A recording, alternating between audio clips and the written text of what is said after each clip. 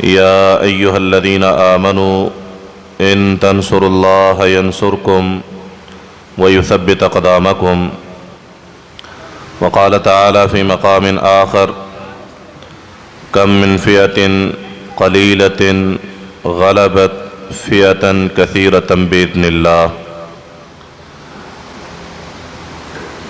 اللہ رب العالمین اپنی مقدس کتاب قرآن مجید میں اعلان فرماتے ہیں کہ اے ایمان والو، تم اللہ کے دین کی مدد کرو، وہ تمہاری مدد کرے گا، وَيُثَبِّتْ أَقْدَامَكُمْ، اور وہ تمہیں دنیا کے اندر ثابت قدم کر دے گا۔ دنیا میں ہر انسان کی جو کلمہ پڑھتا ہے، اللہ کی توحید کا اقرار کرتا ہے اور محمد رسول اللہ صلی اللہ علیہ وسلم کی رسالت کو مانتا ہے، اس کی بنیادی ذمہ داری یہ ہے کہ وہ اللہ کے دین پر عمل کرنے کے ساتھ ساتھ اس دین کی مدد، اس کی نصرت اور پھر اس دین کی دعوت اور اس دین کے غلبے کے لیے اپنا کردار ادا کرے۔ رسول اللہ صلی اللہ علیہ وسلم جب حرا سے واپس آئے اور آپ صلی اللہ علیہ وسلم پریشان تھے، دل دھڑک رہا تھا، کپ کپی طاری تھی، اور آپ نے کمبل کا تقاضا کیا، آپ کو اڑا دیا گیا۔ جب افاقہ ہوا تو آپ نے ام المؤمنین سیدہ خدیجہ رضی اللہ عنہ سے کہا کہ میرے ساتھ یہ معاملہ پیش آیا ہے، اور انہوں نے آپ صلی اللہ علیہ وسلم کو تسلی دی، آپ صلی اللہ علیہ وسلم کے کردار کو، خوبیوں کو، لوگوں کے ساتھ حسن سلوک کو، انسانیت کی خدمت والے عمل کو، یہ ساری چیزیں بیان کرنے کے بعد یہ بات ارشاد فرمائی کہ اللہ کی قسم، اللہ آپ کو کبھی بھی دنیا میں ضائع نہیں کرے گا، اللہ آپ کو ناکام نہیں کرے گا۔ جو اپنے لیے کم اور دوسروں کے لیے زیادہ جیتے ہوں، اللہ کبھی بھی ان کو دنیا میں ضائع نہیں کیا کرتا۔ جو انسانیت کی خدمت کے جذبے کے ساتھ سرشار ہوں، اللہ کبھی بھی ان کو دنیا میں ناکام نہیں کرتا۔ جو لوگوں کی خدمتیں کرنے والے، ناداروں کا بوجھ اٹھانے والے، پیاسوں کو پانی پلانے والے، بھوکوں کو کھانا کھلانے والے اور ضرورت مندوں کو لباس پہنانے والے، ان کی خوراک کا بندوبست کرنے والے، مشکل حالات میں لوگوں کے کام آنے والے ہوں، تو ام المؤمنین سیدہ خدیجہ رضی اللہ عنہ فرماتی ہیں کہ اللہ رب العالمین آپ کو کبھی بھی دنیا میں ناکام نہیں کرے گا۔ اور اس کے بعد مزید تسلی کے لیے ورقہ بن نوفل کے پاس لے کے گئیں۔ جب اس نے ساری بات سنی تو کہنے لگا یہ وہی فرشتہ ہے جو موسیٰ علیہ السلام پر آیا کرتا تھا، اور ساتھ میں کہا یا لیتنی کنت حیا ولیتنی اکون جزعا، کاش میں اس وقت تندرست اور توانا ہوتا، یا تب تک مجھے زندگی کی مہلت مل جائے، اگر میں زندہ رہا تو میں آپ کی مدد کروں گا۔ اور کہا کہ جب آپ کی قوم آپ کو آپ کے شہر مکہ سے نکال دے گی اور میں نے آپ کی دعوت کو دیکھا، یدرکنی یومک، اگر میری زندگی تب تک رہی کہ آپ کی دعوت کو پھیلتے ہوئے میں نے دیکھا، تو انصرک نصرا مؤزرا، میں آپ کی مدد اور نصرت کروں گا۔ یہ وہ بندہ ہے کہ جس کو پہلے دن یہ بات سمجھ آئی ہے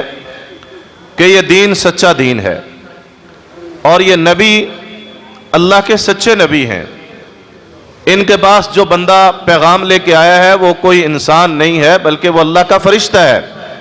وہ جبریل علیہ السلام ہے جو نبیوں کے پاس وحی لے کے آتے ہیں۔ تو ابھی اللہ کے نبی صلی اللہ علیہ وسلم کو بھی اس طرح سے پتہ نہیں ہے کہ یہ کیا ماجرا ہے، اور ورقہ بن نوفل چونکہ تورات کا علم رکھتے تھے، انجیل کا علم رکھتے تھے، اور پھر مختلف ادیان میں زندگی گزارنے کے بعد زندگی کے آخری ایام گزار رہے تھے۔ امام بخاری رحمۃ اللہ علیہ فرماتے ہیں کہ آنکھوں کی بینائی چلی گئی تھی بڑھاپے کی وجہ سے۔ بوڑھا آدمی ہے، آنکھوں سے نابینا ہے، حالات کے نشیب و فراز سے واقف ہے، اللہ کی کتابوں کا علم رکھتا ہے، اور اس سارے تناظر میں وہ یہ بتا رہا ہے کہ ھذا الناموس الذی نزل اللہ علی موسیٰ، اے محمد صلی اللہ علیہ وسلم، یہ وہی فرشتہ ہے جو موسیٰ علیہ السلام پر آیا کرتا تھا۔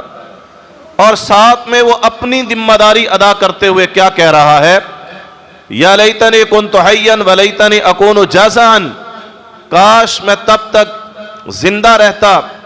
یا مجھے اللہ صحت اور تندرستی عطا کر دے جب آپ کی قوم آپ کو یہاں سے نکلنے پر مجبور کرے گی تو آپ کی دعوت پھیل رہی ہوگی اور میں نے اس دعوت کو پا لیا تو انصرک نصرا مؤزرا، میں آپ کی مدد اور نصرت کروں گا۔ یہ پہلا بندہ ہے کہ جس کو یہ سمجھ آئی ہے کہ یہ اللہ کا سچا دین ہے۔ تو کیا پتہ چلتا ہے کہ جب بندے کو یہ پتہ ہو کہ یہ دعوت سچی دعوت ہے، جس دین پر میں کھڑا ہوں یہ سچا دین ہے، اور آسمان سے اللہ رب العالمین نے جبریل امین کے ذریعے رسول امین صلی اللہ علیہ وسلم پر اس کو نازل فرمایا ہے، دنیا میں غلبہ اس کا مقدر ہے، لہذا بحیثیت مسلمان میری یہ ذمہ داری ہے کہ میں اس دین کی مدد کے لیے اپنا کردار ادا کروں گا۔ اور یہی بات اللہ رب العالمین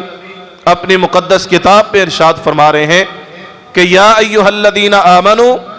اے ایمان والو جو دعویٰ کرتے ہو اس بات کا کہ اللہ کے علاوہ کوئی معبود برحق نہیں اور محمد صلی اللہ علیہ وسلم اللہ کے رسول ہیں، اللہ کی کتابوں کو مانتے ہو، فرشتوں کو مانتے ہو، انبیاء پر ایمان ہے، آخرت کے دن پر ایمان ہے، تقدیر پر یقین ہے، یہی ایمانیات ہے نا۔ تو فرمایا یا ایھا الذین آمنو، اے ایمان کا دعویٰ کرنے والو، اے وہ لوگو جو ایمان لے کے آئے ہو، ان تنصروا اللہ ینصرکم، اگر تم چاہتے ہو کہ دنیا میں اللہ کی مدد تمہارے ساتھ شامل حال ہو، تم دنیا کے اندر کامیابی اور کامرانی کے ساتھ زندگی بسر کرو، تم دنیا کی حکومت و حکمرانی اگر حاصل کرنا چاہتے ہو، اگر دنیا کے اندر اللہ کی مدد کی امید رکھتے ہو تو پھر اس کے لیے ضروری یہ ہے کہ تمہیں اللہ کے دین کی مدد کرنا ہوگی۔ ان تنصروا اللہ ینصرکم، اگر تم اللہ کے دین کی مدد کرو گے تو وہ تمہاری مدد کرے گا، اور صرف مدد نہیں کرے گا، وَيُثَبِّتْ أَقْدَامَكُمْ، اور وہ تمہارے قدموں کو دنیا میں ثابت قدم کر دے گا، تمہیں دنیا میں ثابت قدم فرمائے گا۔ یہ وعدہ خالق کائنات کا ہے۔ تو اس پر میری اور آپ کی یہ ذمہ داری بنتی ہے کہ ہم دیکھیں اپنی زندگی کے اندر کہ میں اللہ کے دین کے لیے کیا کردار ادا کر رہا ہوں، جو کلمہ میں نے پڑھا ہے اس کلمے کے ساتھ میرا کیا تعلق ہے۔ رسول اللہ صلی اللہ علیہ وسلم نے جب لوگوں کے سامنے دعوت پیش کی اور لوگوں نے آپ کی دعوت کو قبول کیا اور آپ کی دعوت کے ساتھ کھڑے ہوئے تو آپ نے دعوت دیتے ہوئے ان سے ایک بات کا وعدہ کیا تھا۔ وہ وعدہ کیا تھا کہ یا ایھا الناس قولوا لا الہ الا اللہ تفلحوا تملکوا العرب وتدین لکم بها العجم واذا متم کنتم ملوکا فی الجنہ۔ فرمایا لوگو لا الہ الا اللہ کہہ دو، کامیاب ہو جاؤ گے، اللہ تمہیں عرب کا بھی مالک بنائے گا، اللہ عجم کو تمہارے تابع کر دے گا، اور جب تم اس دنیا سے فوت ہو کے جاؤ گے، جب تم فوت ہو جاؤ گے، مر جاؤ گے، تو اللہ تمہیں اپنی جنتوں کا بادشاہ بنا کے اٹھائے گا، لیکن اس کے لیے ایک کام کرنا ہوگا۔ وہ کام یہ ہے کہ اللہ کی توحید کے ساتھ آ کے کھڑے ہو جاؤ، تمام معبودان باطلہ کا انکار کر دو، چاہے وہ بتوں کی صورت میں ہو، انسانوں کی صورت میں ہو، یا پھر نظاموں کی صورت میں ہو، ان ساری چیزوں کا اقرار کر کے ایک رب کے سامنے کھڑے ہو جاؤ، اللہ کی توحید کو مان لو، اس کلمے کے وفادار بن جاؤ۔ نتیجہ یہ نکلے گا اللہ تمہیں کامیابیاں بھی عطا کرے گا، اللہ تمہیں عرب و عجم کا مالک بھی بنائے گا، دنیا ہوگی تو تمہارے قدموں میں، عرب کی بادشاہت ہوگی تو تمہارے پاس، اور عجم کو اللہ تابع کرے گا تو تمہارے اور پھر صرف دنیا کی بادشاہتیں نہیں بلکہ جب تم اٹھائے جاؤ گے، جب تم مرنے کے بعد قیامت کے دن رب کے پاس آؤ گے تو اللہ رب العالمین تمہاری اسی شان و شوکت کو برقرار رکھتے ہوئے تمہیں اپنی جنتوں کا بھی بادشاہ بنائے گا۔ یہ وعدہ تھا رسول اللہ صلی اللہ علیہ وسلم کا، اور پھر آپ کے ساتھی آپ کے ساتھ کھڑے ہوئے، دعوت کو قبول کیا، کلمہ پڑھا۔ ابتدا میں تکلیفیں آئیں، پریشانیاں آئیں، آزمائشیں اٹھانا پڑی، بلال کو تپتے صحراؤں پہ لٹایا گیا، آل یاسر کے جسموں پر کوڑے برسائے گئے، سمیہ کے 2 ٹکڑے کیے گئے۔ حالات یہ تھے کہ جو اللہ کے دین کو قبول کرتا اس کو تختہ مشق بنایا جاتا، ظلم و ستم کے پہاڑ توڑے جاتے، لیکن ان کو اس بات کا یقین تھا، وہ اس یقین کے ساتھ کھڑے تھے کہ ایک دن اللہ کا دین دنیا کے اندر غالب آ کے رہے گا، نبی کریم صلی اللہ علیہ وسلم کی دعوت دنیا کے اندر قائم ہو کے رہے گی۔ یہ الگ بات ہے کہ ہم اس کو اپنی آنکھوں سے دیکھ سکیں یا نہ دیکھ سکیں، اور پھر اس بات کے ساتھ بھی، اس بات پر بھی ان کو پختہ یقین تھا کہ اگر ہم نے اپنی زندگی کے اندر اسلام کو غالب ہوتے دیکھا تو یہ اللہ کی نعمت اور اس کا فضل ہے، اور اگر ہم اپنی دنیا میں اس اسلام کے غلبے کو نہ بھی دیکھ سکے تو ایک بات تو یقینی ہے کہ اگر اللہ کے دین پر کھڑے رہے، اس پر قربانیاں دیتے رہے، اس پر استقامت اختیار کی اور اس کے غلبے کو، فتوحات کو، اسلام کی حکومت و حکمرانی کو اگر ہم نے اپنی آنکھوں سے نہ بھی دیکھا، لیکن ایک بات کا یقین تھا کہ جب بھی ہم اس دنیا سے جائیں گے ادھر سانس سے رشتہ ٹوٹے گا اور ادھر اللہ کی جنت ہمارا انتظار کر رہی ہوگی۔ اس بات کا ان کو یقین تھا اور اسی یقین پر کھڑے تھے اور تکلیفیں اٹھا رہے تھے۔ اللہ کے نبی صلی اللہ علیہ وسلم آل یاسر کے پاس سے گزرتے ہیں، احوال پوچھے، اللہ کے نبی بہت ظلم کرتے ہیں، جسموں سے لہو بہہ رہا ہے۔ آپ نے فرمایا صبرن آل یاسر فإن موعدکم الجنہ، آل یاسر صبر کرو، اس کے بدلے میں اللہ تمہیں جنت عطا فرمائے گا، تمہارے ساتھ رب کی جنتوں کا وعدہ ہے۔ آپ نے اپنے ساتھیوں کو حوصلہ دیا، اس جماعت کو قائم کیا، تکلیفیں اٹھائیں۔ ارقم بن ابی الارقم رضی اللہ عنہ کے گھر میں، دار ارقم میں ان کو جمع کرتے، وہی سناتے، تعلیم و تربیت کا کام ہوتا، حکمت ساری اختیار کی، تدبیر اختیار کی۔ اس کے بعد پھر کفر کا ظلم بڑھتا چلا گیا، شیب ابی طالب کے اندر محصور کر دیے گئے۔ پھر ایک وقت آیا کہ ان کو حبشہ کی طرف ہجرت کرنا پڑی، پہلی ہجرت حبشہ ہوئی، پھر دوسری ہجرت حبشہ ہوئی، پھر ایک وقت آیا کہ اللہ کے نبی صلی اللہ علیہ وسلم بھی اپنی تیاری کر کے ابو بکر رضی اللہ عنہ کو ساتھ لے کے آپ نکلے ہیں، اور آپ نے ہجرت کے لیے رخت سفر باندھا ہے۔ سیدنا علی رضی اللہ عنہ کو اپنے گھر پہ سلایا، ابو بکر رضی اللہ عنہ کو ساتھ میں لیا، رات کے اندھیروں میں آپ صلی اللہ علیہ وسلم نکلے، پھر چلتے چلے جا رہے ہیں۔ پیچھے اعلان ہے کہ جو پکڑ کے لائے گا 100 اونٹ اس کو دیا جائے گا۔ بھاگنے والے اور تلاش کرنے والے نکلتے ہیں، ان میں ایک سراقہ بن مالک بھی ہے جو اللہ کے نبی صلی اللہ علیہ وسلم کے پاس پہنچے، اللہ کی نشانیوں کو دیکھا تو رسول اللہ صلی اللہ علیہ وسلم کے سامنے ہاتھ جوڑ دیے، گھٹنے ٹیک دیے، اللہ کے نبی مجھے معاف کر دیجئے، اور ساتھ میں ایک بات مجھے لکھ کے دے دیجئے کہ کل کو جب آپ کا دین غالب آئے گا تو میرے لیے امان ہوگی۔ اللہ اکبر کبیرہ، تھوڑی سی رب کی آتی ہوئی مدد کو دیکھا، اللہ رب العالمین کی طرف سے آتی ہوئی نصرت کو دیکھا، دل نے اس بات کی گواہی دی کہ یہ چہرہ کبھی جھوٹا نہیں ہو سکتا، یہ کردار کبھی جھوٹا نہیں ہو سکتا۔ ایک وقت آئے گا کہ محمد صلی اللہ علیہ وسلم کی حکومت اس خطے کے اندر ہوگی۔ تبھی تو کہہ رہے ہیں، اس نے اس بات کی پرواہ نہیں کی کہ یہ تو رات کے اندھیرے میں اپنا علاقہ چھوڑ کے جا رہے ہیں، یہ دنیا کے اندر کیسے غالب آ سکتے ہیں۔ آج ان کے ساتھی وہ کوئی حبشہ کے اندر، کوئی جناب مدینہ کی طرف ہجرت کر رہا ہے، یہ کیسے دنیا کے اندر غالب آ سکتے ہیں۔ سراقہ کے دل نے گواہی دی کہ ان قریب ان کی حکومت دنیا میں قائم ہوگی۔ کہا مجھے لکھ کے دے دیجئے کہ جب آپ غالب آئیں گے میرے لیے امان ہوگی۔ اللہ کے نبی صلی اللہ علیہ وسلم نے امان بھی لکھوا کے دے دی، اور ساتھ میں ایک اعلان کیا کہ جب محمد صلی اللہ علیہ وسلم کی، اس کے ساتھیوں کی، اللہ کے دین کی حکومت کیسر و کسرا تک پہنچے گی تو وہاں کے کنگن سراقہ تمہارے حصے میں آئیں گے، تم وہ کنگن حاصل کرو گے۔ اس بات کو لے کے سراقہ ساری زندگی پھرتے رہے۔ اللہ کے نبی صلی اللہ علیہ وسلم ہجرت کر گئے، پھر وہاں سے مدینہ پہنچے، مدینہ میں قباء کی تعمیر، پھر مسجد نبوی کی تعمیر، پھر مواقعات مدینہ کو قائم کیا۔ آپ صلی اللہ علیہ وسلم نے ایک معاشرہ تشکیل دیا، یہاں دعوت پھیل رہی ہے، اللہ نے جگہ عطا فرمائی ہے، ریاست ہے، چند ساتھی ہیں آپ پر ایمان لانے والے ہیں، یہودیوں کے قبائل بھی موجود ہیں، ساتھ میں منافق بھی کھڑے ہیں، یہ سارے حالات ہیں۔ اللہ کے نبی صلی اللہ علیہ وسلم نے پھر جب اس دعوت کا آغاز کیا تو امت مسلمہ کو اللہ رب العالمین نے اپنے نبی صلی اللہ علیہ وسلم کے ذریعے ایک اور کام دیا کہ اب دعوت کے میدانوں سے نکل کے جہاد کی طرف جانا ہے۔ یہ امت ایک فیز سے نکل کے دوسرے فیز میں داخل ہوگی، ایک مرحلے سے نکل کے دوسرے مرحلے میں داخل ہوں گے۔ اب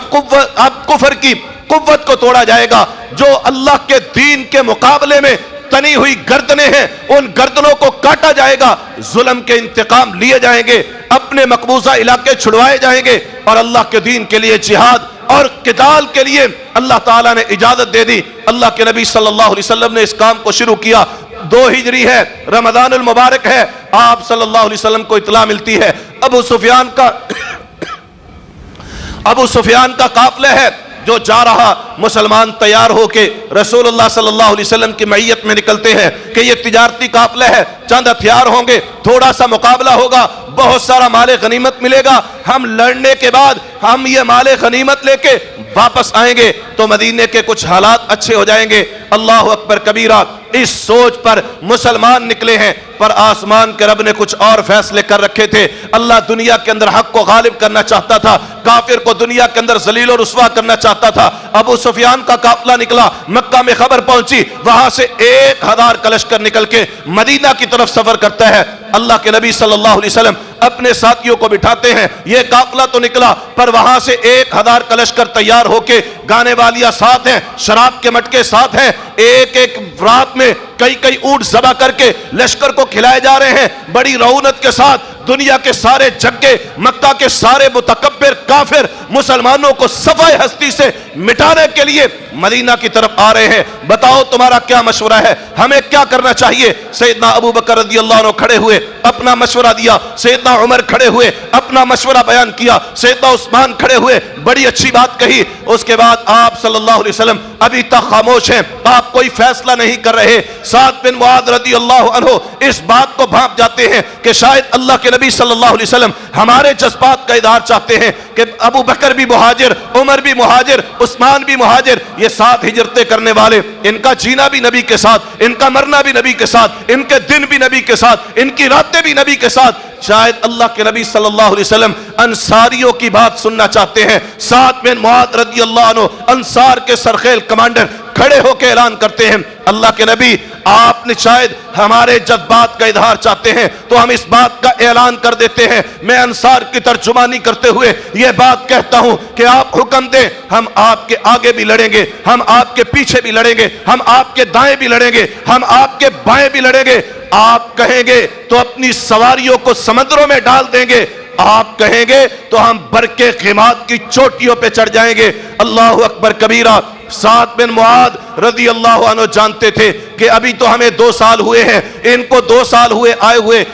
مدینے کی معیشت کوئی نہیں ہے، ہتھیار کوئی نہیں ہے، ابھی تک فوج بنی نہیں، تربیتیں ہوئی نہیں، کیسے لڑائی کریں گے؟ یہ بات جانتے تھے۔ ہمارے پاس 2 گھوڑے ہیں، ہمارے پاس 70 اونٹ ہیں، ہمارے پاس 18 تلواریں ہیں، یہ 313 کا لشکر کیسے مقابلہ کرے گا؟ کسی نے کمزور بات نہیں کی، وہ جذبوں کی صداقت تھی، باوجود اس کے کہ وہ جانتے تھے کہ طاقت کا توازن نہیں ہے، افرادی قوت کا تقابل نہیں ہے، دنیا میں لڑائیاں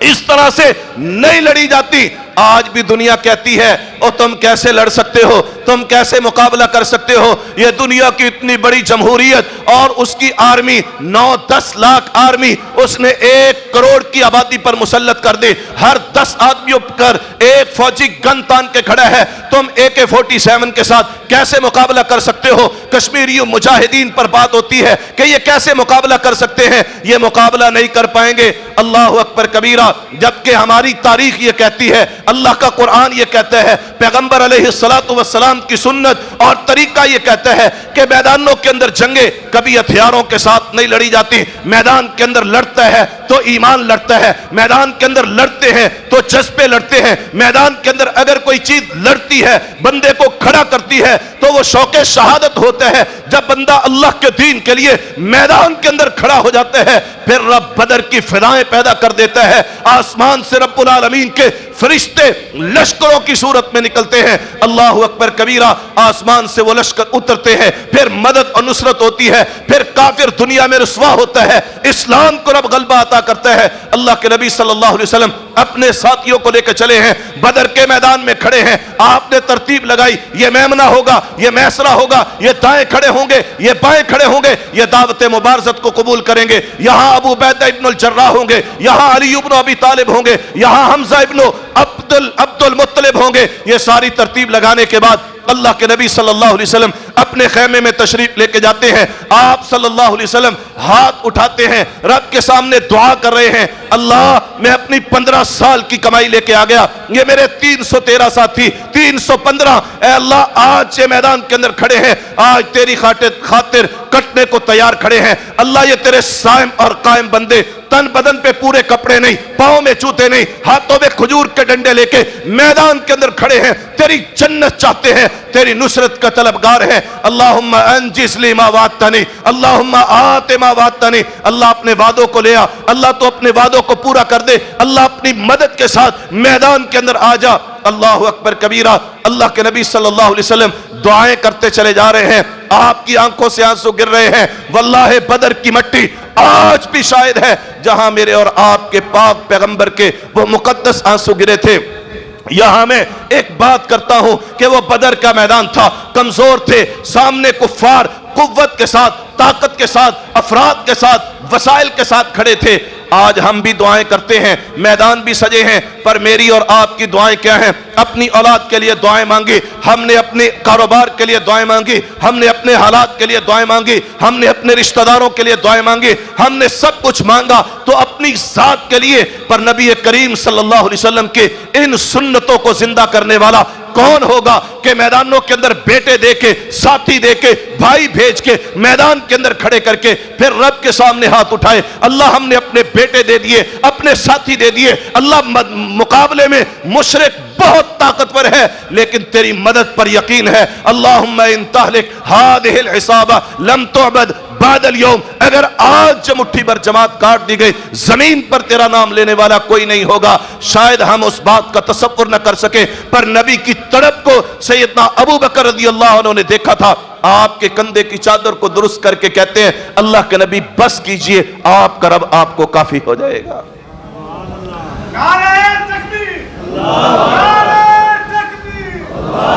ابو بکر رضی اللہ عنہ کو نبی صلی اللہ علیہ وسلم کو کہنا پڑا اللہ کے نبی آج آپ نے اپنے رب سے جتنا مانگا ہے اب رب آپ کی مدد کرے گا، آپ کا اللہ آپ کو کافی ہو جائے گا۔ پھر جب نتیجے نکلے، ادھر 14 شہادتیں تھے، ادھر 70 مردار پڑے تھے، 70 قیدی بنا کے مدینے کی طرف لے کے جا رہے تھے، یہاں سے نکلے تو پھر احد کا میدان تھا، اور احد میں جب تھوڑی سی پریشانی آئی کفار نے سمجھا کہ اب ہم تو غالب آ گئے، ہم نے بدر کی جو ہے وہ بدر کا انتقام لے لیے، اور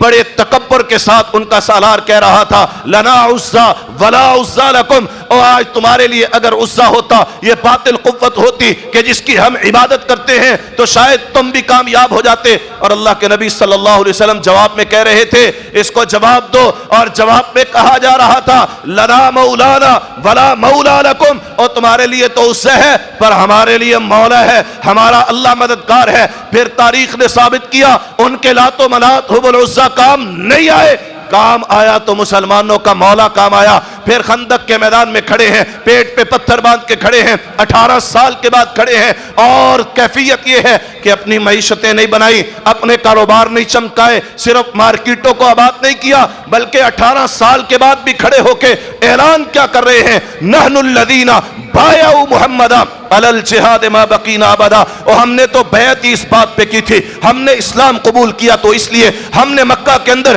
اللہ کے دین کی دعوت کو قبول کیا تو اس لیے، ہم نے مکہ میں مارے کھائیں تو اس لیے، ہم شیب ابی طالب میں محصور ہوئے تو اس لیے، ہم نے حبشہ کی طرف ہجرت کی تو اس لیے، ہم مدینہ کے اندر آئے تو اس لیے، ہم بدر میں لڑے تو اس لیے، ہم نے احد میں قربانیاں دی تو اس لیے، اور آج خندق کے میدان میں پیٹ پہ پتھر باندھ کے کھڑے ہیں تو اس لیے، کس لیے؟ علل جہاد ما بقینا ابدا، جب تک زندہ رہیں گے اسلام کی علو و استعلاء کے لیے، اس کے غلبے کے لیے ہم میدانوں کے اندر قربانیاں پیش کرتے رہیں گے۔ پھر جب اللہ کی مدد آئی، اللہ نے فتح عطا فرمائی، کل تک مدینے کا دفاع کر رہے تھے، اتنا لشکر نہیں تھا، اتنی تعداد نہیں تھی، اتنے وسائل نہیں تھے کہ احزاب کا، لشکروں کا میدان کے اندر نکل کے مقابلہ کریں۔ ایک مشورہ پسند آیا کہ خندق کھود کے مدینہ بچایا جا سکتا ہے، خندق کھود کے کھڑے تھے، پر جذبے تھے، ان جذبوں کی صداقت تھی، منہج کی صداقت تھی، ان کی قربانیاں تھی کہ اللہ کے نبی صلی اللہ علیہ وسلم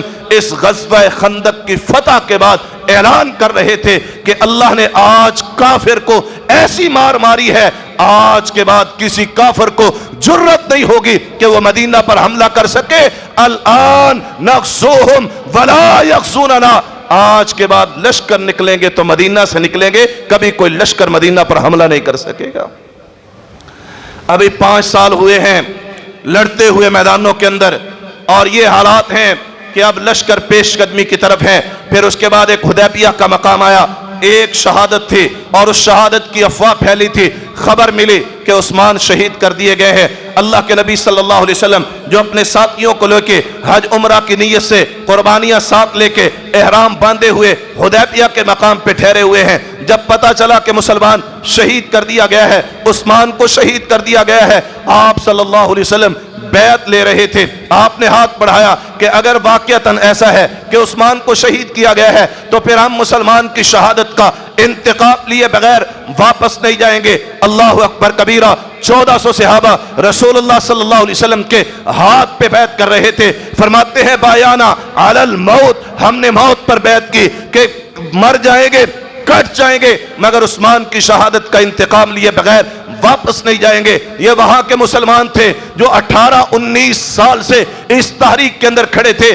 وہ ایک شہادت تھی، بلکہ شہادت بھی نہ تھی، صرف جھوٹی خبر، افواہ پھیلائی گئی تھی، لیکن جب تک تصدیق نہیں ہو رہی تھی، اس بات کا عزم تھا، اس بات کا عدم تھا کہ ہم انتقام لیے بغیر واپس نہیں جائیں گے۔ آج ایک شہادت نہیں، لاکھوں شہادتیں ہیں۔ افغانستان میں بہتے ہوئے لہو ہم نے دیکھے، مجرتی ہوئی بستیاں ہم نے دیکھی، اور ہم نے کٹے پھٹے آدھا دیکھے، ہم نے کشمیر کے اندر لٹتی ہوئی عصمتوں کو دیکھا، ہم نے شہید ہوتے نوجوانوں کو دیکھا، ہم نے اپنی لٹتی ہوئی عزتوں کو دیکھا، ہم نے بوڑھوں بزرگوں کی بے حرمتیوں کو دیکھا۔ ایک شہادت نہیں، لاکھوں شہادتوں کو ہم نے اپنے موبائل کی سکرین پر دیکھا، لیکن آج وہ جذبے، وہ غیرتیں، حمیتیں شاید ہمارے دلوں میں پیدا نہ ہو سکی، اور ہم انتقام کے لیے کھڑے نہ ہوئے۔ وہاں محمد صلی اللہ علیہ وسلم کے وہ مجاہد صحابہ تھے، وہ جری صحابہ تھے، وہ جانثار صحابہ تھے کہ ایک شہادت کی خبر سن کے موت پر بیعت کر رہے ہیں کہ پرواہ کوئی نہیں ہے، اگر حج عمرے کے لیے بھی آئے تو کیا ہوا، اگر مسلمان کو شہید کیا گیا ہے تو اسلام کی غیرت کا تقاضا یہ ہے کہ انتقام لیے بغیر واپس نہیں جائیں گے۔ یہ یہاں پر بیعت کر رہے تھے،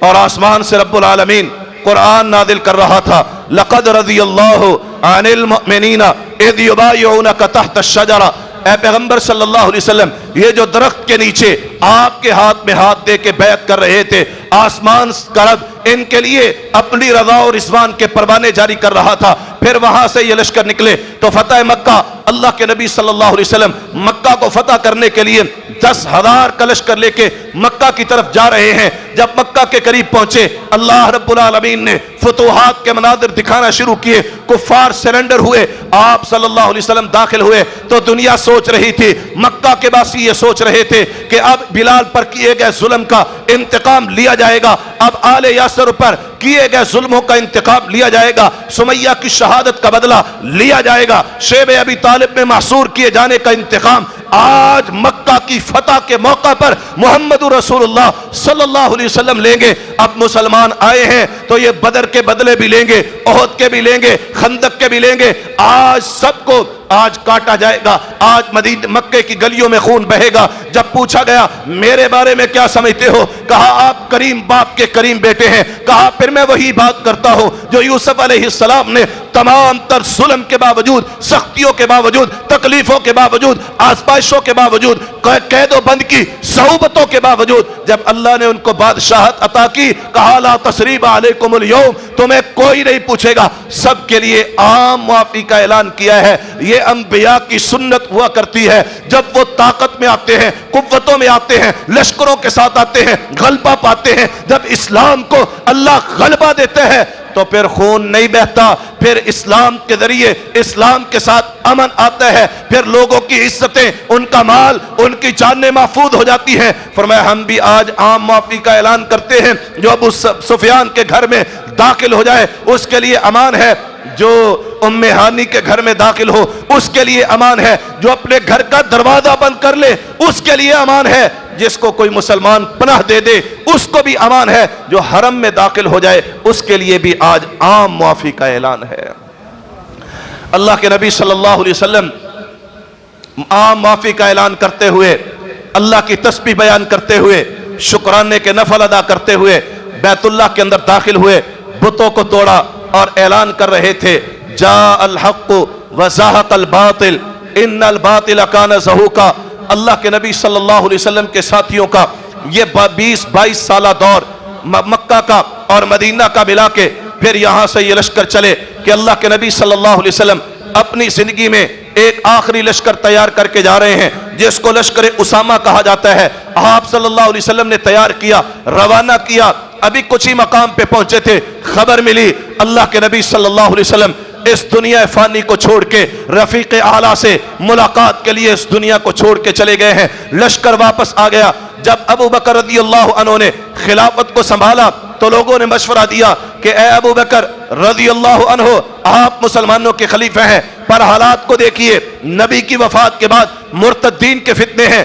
مانعین زکات کے فتنے ہیں, جھوٹے نبیوں کے فتنے ہیں, اور بے شمار شورشیں ہیں جو جنم لے چکی ہیں. آپ اس لشکر کو مؤخر کر دیجئے. سیدنا ابو بکر رضی اللہ عنہ نے تاریخ 7 جملے ارشاد فرمائے کہ تم کہتے ہو حالات بڑے خراب ہیں, اگر حالات اتنے خراب ہو جائیں کہ مدینے کی گلیوں میں خون بہنا شروع ہو جائے تب بھی ابو بکر اس لشکر کو نہیں روکے گا جس کو تیار محمد رسول اللہ صلی اللہ علیہ وسلم کر کے گئے تھے. پھر یہ لشکر چلے, میدانوں میں اللہ نے فتوحات دی. سیدنا عمر کا دور آیا 20-22 لاکھ مربع میل, پھر سیدنا معاویہ کا دور آیا 60 لاکھ مربع میل. پھر ایک وقت آیا اللہ کے نبی صلی اللہ علیہ وسلم نے اپنی زندگی میں اعلان کیا تھا کہ ایک وقت آئے گا 100 سال کے بعد, اے میرے ساتھیوں ہم میں سے کوئی ایک بھی اس دنیا کے اندر نہیں ہوگا, سب کے سب اس دنیا میں چلے جائیں گے. 110 ہجری میں آخری صحابی مکہ کے اندر فوت ہوتے ہیں. تب مسلمانوں کی حکومت 90 لاکھ مربع میل تک پہنچ چکی تھی.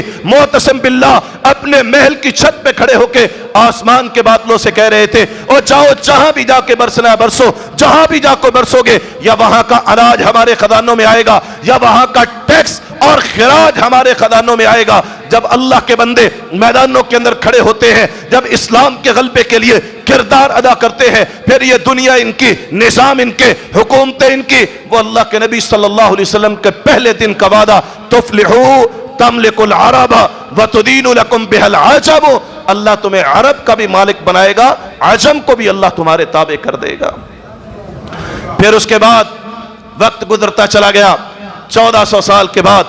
20 سال پہلے اللہ نے اس خطے کے اندر ایک مارکہ بپا کیا جس کو دنیا مارکہ افغانستان کے نام سے یاد کرتی ہے. یہ بڑے فخر کے ساتھ آئے تھے, تکبر کے ساتھ آئے تھے, اکڑتے ہوئے آئے تھے, دنی گردنوں کے ساتھ آئے تھے. ان کو اپنی ٹیکنالوجی پہ بڑا ناز تھا, وسائل کی دنیا, سیٹلائٹ کی دنیا, ڈیزی کٹر بمبوں کی دنیا, B-52 کی دنیا, یہ سارے کے سارے آئے. کہتے ہیں دنیا ان سے کہہ رہی تھی کہ ان کا مقابلہ کیسے کرو گے, یہ تو 50,000 फुट की बुलंदी से बम मारते हैं तो जमीन पर कोई चीज बाकी नहीं बचती, तुम इनका मुकाबला कैसे करोगे? उन्होंने कहा ये बताओ, इनके तैयारे आसमान के नीचे सफर करते हैं, उड़ते हैं या आसमानों के ऊपर उड़ते हैं? कहा आसमानों के नीचे उड़ते हैं। कहा फिर कोई परेशानी की बात नहीं है, हमारी मदद आसमानों के ऊपर से आती है। फिर दुनिया ने यह देखा, चश्मे फलक ने यह मंजर देखा कि अल्लाह की मदद और नुसरत आई। वो कल तक कहते थे 6 महीने के अंदर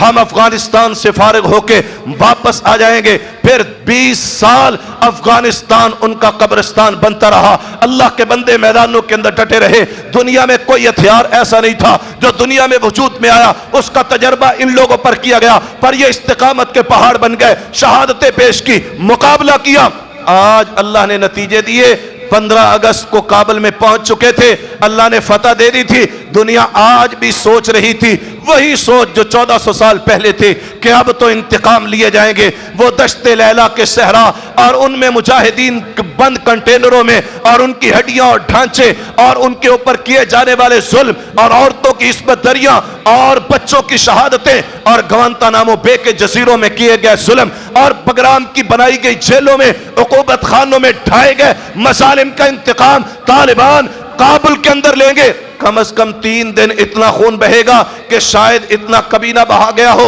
अफगानिस्तान की तारीख में। पर दुनिया ने यह देखा कि जब वो काबुल में दाखिल हो रहे थे, सजदा रेद हो रहे थे, इदा जा नस्रुल्लाह वल फतह व राइतन नासा यदखुलून फी दीनिल्लाहि अफवाजा, कुरान की आयतें थी, नबी पर दरूद था, मुआहदे की पासदारी थी, लोगों के लिए आम मुआफी का ऐलान था और दुनिया को इस बात का पैगाम था कि जब इस्लाम आता है, अमन आता है, इज्जतें महफूज हो जाती है, माल महफूज हो जाते हैं, जानें महफूज हो जाती है। आज अल्लाह ने वो मक्के की फतह फिर से इस उम्मत को दिखाई कि जिस मार्के के अंदर तुम खड़े हुए थे, थोड़े थे, कमजोर थे, कुरान की आयतें दिलासा दे रहे थे, कम मिन फियतिन कलीलतिन गलबत फियतन कसीरतन बिइज़्निल्लाह। वसाइल थोड़े थे, तादाद थोड़ी थी, वो लाखों में थे, वो दुनिया के 52 ममालिक थे, अपने सारे अस्करी वसाइल के साथ आए थे, लेकिन रब की मदद तुम्हारे साथ थे और अल्लाह के कुरान की वो आयतें याद आ रही थी,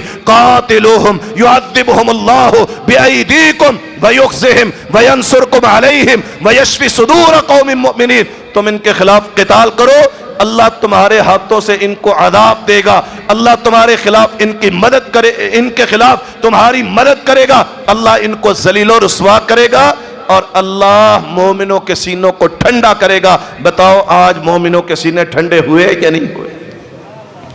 जो कहीं बैठा था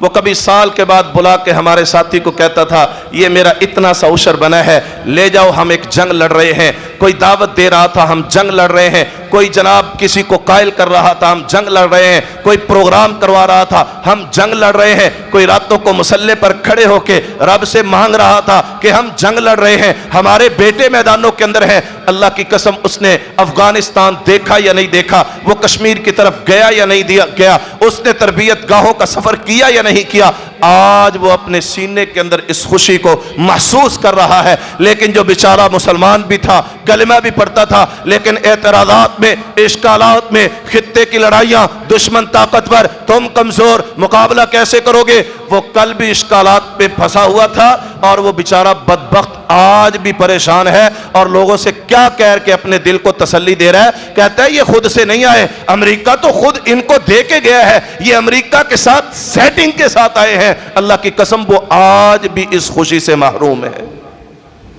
वो जैसे कल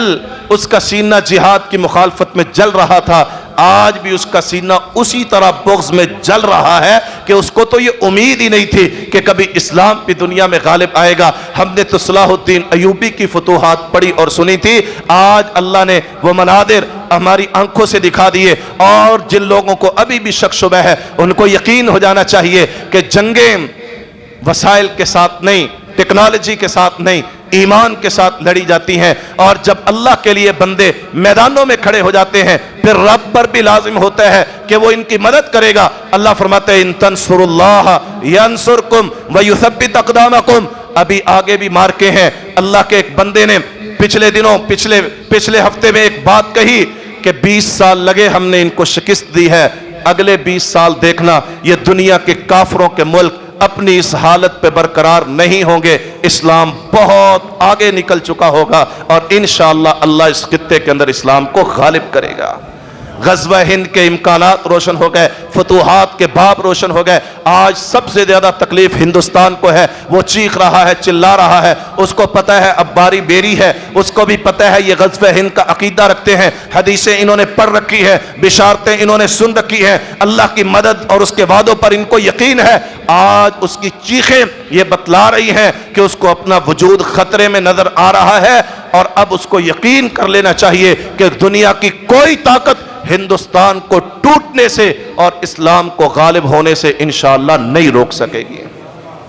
अब सहारे सारे के सारे टूट गए, बिसाखियां सारी टूट गई। अब वो पल तक तो अमेरिका की शय पे दनाता था और बैठ के पाकिस्तान में दहशतगर्दी करता था, अब उसको नजर आ रहा है कि इस खित्ते की एक एंकर पाकिस्तान का उनके चैनल पे कह रहा था कि हम इस खित्ते की सुपर पावर हैं, तो वो बिलबिला रहे थे, उनकी एंकर गुस्सा कर रही थी, झाग मुंह से निकल रही थी, और हम इतनी बड़ी जमहूरियत और पाकिस्तान सुपर पावर। अल्लाह अकबर कबीरा। उस बंदे ने आगे से उसने कहा मैं दलील दूंगा, ये बताओ जब काबुल से इनखिला कर रहे थे तुम्हारे मोदी को कितने फोन आए थे? उसने कहा कोई उसके पास जवाब नहीं था। कहा मैं गिनवाता हूं, हमारे प्राइम मिनिस्टर को दुनिया के 19 मुमालिक के सरबराहों ने फोन करके कहा हमारी मदद करो, हमारे वजीर खारजा को दुनिया के 25 मुमालिक के वज़राए खारजा ने कहा पाकिस्तान हमारी मदद करेगा तो इनखिला हो सकेगा। ये आधी से ज्यादा दुनिया आज पाकिस्तान की मिन्नतें कर रही है, हमें अफगानिस्तान से निकलने का सेफ रास्ता दे दो,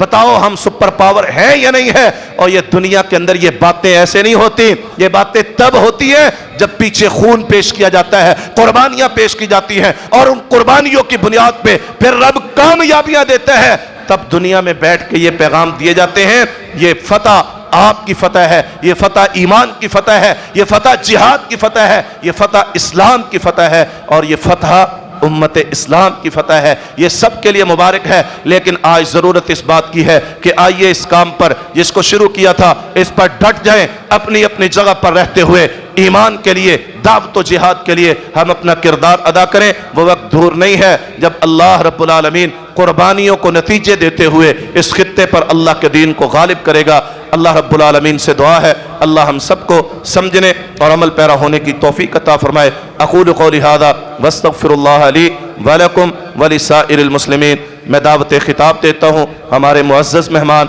हमारे डिवीज़नल चेयरमैन मोहतरम जनाब मियाँ सुहेल अहमद साहब, वो इंशाअल्लाह आपसे हम कलाम होते हैं और हमें बताएंगे